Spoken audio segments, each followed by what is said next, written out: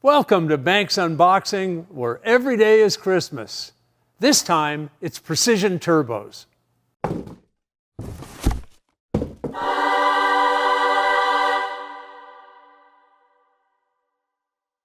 All right, it looks like the UPS man has brought a pair of turbos. We've been working on a monster truck project here, a super turbo V8 diesel Duramax engine. We want to make, I don't know, 1,250 to 1,400 horsepower, somewhere in that range, to be competitive in the monster truck world. So these are the turbos to go with the supercharger we've been running up to date. We're getting near 700 horsepower on the supercharger.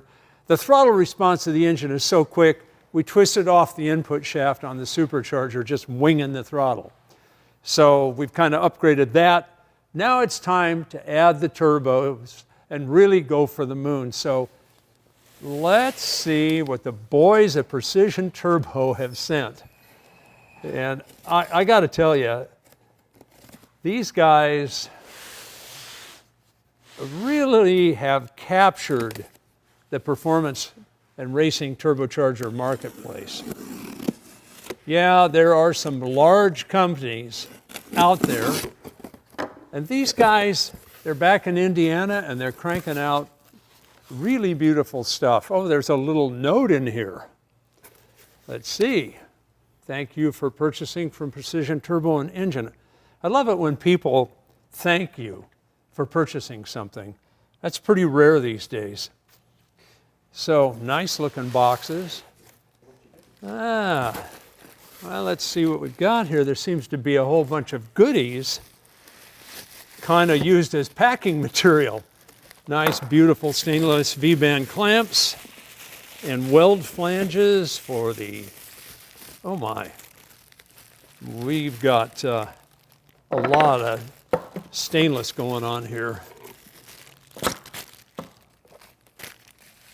Okay, fasteners, and then we get to the turbochargers themselves.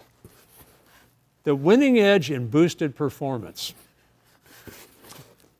Yep, that's what they do. That's what turbos are good for, and these guys have really done a lot of winning.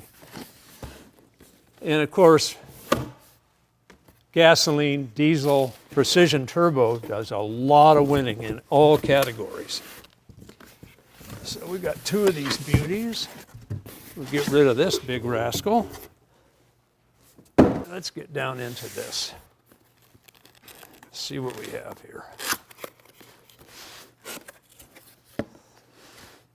There, I love it. As you go into the box, welcome. We're happy to have you in the PTEB boosted family. Dual ceramic ball bearing turbocharger. Talk about the money setup. Man, these guys are thanking me again for the purchase. Love it. Where lifting it out is not the consideration. I think we're going to do this.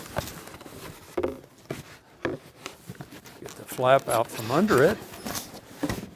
And voila. Okay. I'm starting to get a little Christmas feeling here. Oh boy, look at that. Stainless turbine housing, V-band in and out. According to their spec sheet, this is a 310 stainless steel casting. Let's see if we can figure out just how cleverly they've done this.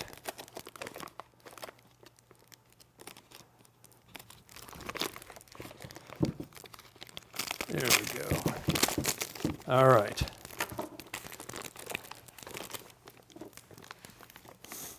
I think you could ship this thing underwater. I mean, this has got to be hermetically sealed. Come on, baby. Come on. I'm just getting too excited here.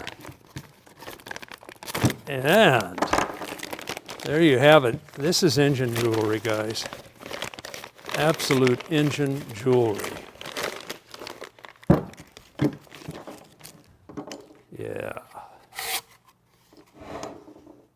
Warning, removal of this oil feed hex bolt will result in severe damage to the turbocharger and will void any warranty. When installing or removing the oil feed fitting, hold the oil feed hex bolt with a 9/16 wrench. This will keep the bolt from moving. I am forewarned. Well, oh my God.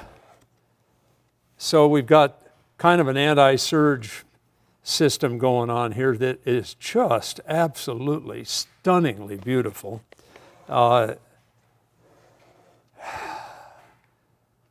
Boost reference port, streamlined compressor nut, and beautifully detailed, deburred, and finished holes. Compressor wheel is a work of art as well. And this is a 2618 forged compressor wheel. You hear guys talking about billet wheels. Well, billet is probably just round stock that somebody parted off and then whittled out with their multi-axis CNC, a billet wheel. But a forged wheel has different grain structure and is way superior if you're going to do that sort of thing.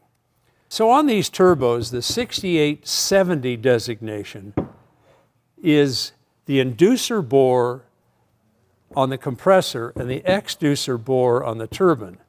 So it's a 68 millimeter inducer bore and it's a 70 millimeter exducer bore. So in these trucks, the turbo match has to accelerate very quickly and really doesn't sing at top end for that long. I think these guys will be the money setup. Each one of these produces enough air to make 1,100 horsepower on gasoline. So you've got 2,200 gasoline horsepower capability here. We'll see how that works out on the diesel. So this one, they have a couple of different compressor covers. I think both of them have a 4-inch inlet, which this is. And the compressor discharge on this one is a nominal 2.5 inches. That'll work out just fine. I think they have another one with a 3-inch outlet. So, but the way we're plumbing up, I think this will just be beautiful. Turbine wheel. Let's have a look at that baby. Everything here is incredibly serious looking. Got to get these to our fab shop and start building the ducting. There's going to be, basically the compressors will discharge into a charge air cooler. Through that charge air cooler, and in this case, a true intercooler because it's between two devices, there'll be a couple of things going on. There'll be some bypass valves right there in that plenum feeding that charge air cooler that allow the boost air to bypass the supercharger and go right into the intercooler after the supercharger. There's also going to be pressure relief valves, so when you drop throttle, you don't surge the compressors. So there'll be that anti-surge system built in. And of course, this is kind of an anti-surge system. This is a map width enhancing system here in the compressor inlet. So I gotta say, when it comes to the appearance of excellence, these guys at Precision are unmatched. This stuff is automotive eye candy. It's absolute engine jewelry. I gotta be honest with you, I don't know if I want to put this on the engine or wear it around my neck. I'll make this sacrifice. I'm going to bolt it on the engine.